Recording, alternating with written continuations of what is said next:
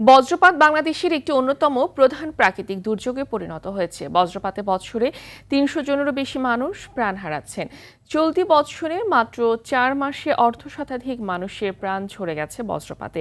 ২০১৬ সালে বজ্রপাতকে দুর্যোগ হিসেবে ঘোষণা করেছে সরকার। বিশেষজ্ঞরা বলছেন, আবহাওয়ার ধরন বদলে যাওয়া, পরিবেশ দূষণ, নির্বিচারে গাছ কাটা সহ নানা কারণে বজ্রপাত বেড়ে গেছে, ফলে মৃত্যুও বাড়ছে। হাসান মাহমুদের রিপোর্ট। বাংলাদেশে বজ্রপাতে মৃত্যুর সংখ্যা আশঙ্কাজনকভাবে বাড়ছে। চলতি বছর এপ্রিল মাসে বজ্রপাতে উল্লেখযোগ্য সংখ্যক প্রাণহানি ঘটেছে।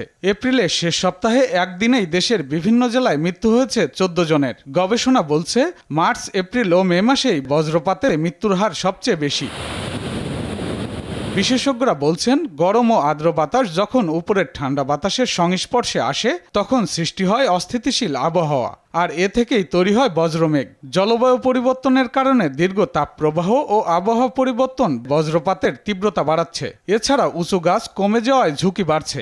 সরকারের পক্ষ থেকে জনসচেতনতা বৃদ্ধি এবং সতর্কতামূলক ব্যবস্থা গ্রহণ করা অত্যন্ত জরুরি। বিশেষ করে যখন মেঘ ডাকছে, বুম বুম শব্দ হচ্ছে, তখন খুব উঁচু গাছের নিচে থাকবেন না, তাল গাছের নিচে থাকা ঠিক হবে না, কারণ সবচেয়ে হাইয়েস্ট পয়েন্ট যেটা, সেখানে এই চার্জটা যায়। সরকারের উচিত প্রত্যেক স্কুল কলেজে তো পড়াবার ভেতরে এটাকে বাস্তব জীবনে সুন্দর করে বিজ্ঞানের সম্মত উপায়ে লিখিত করে বুঝিয়ে দেওয়া, ডায়াগ্রাম এঁকে বুঝিয়ে দেওয়া।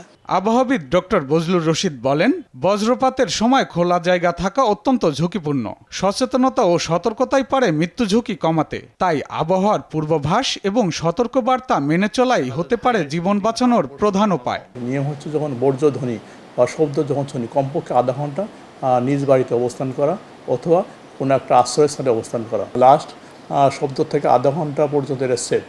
এর মানে যদি আধা ঘন্টার মতো শব্দ না পাই, তাহলে মেন হচ্ছে এই বর্জ্যঝড় ইতিমধ্যে শেষ হয়ে গেছে।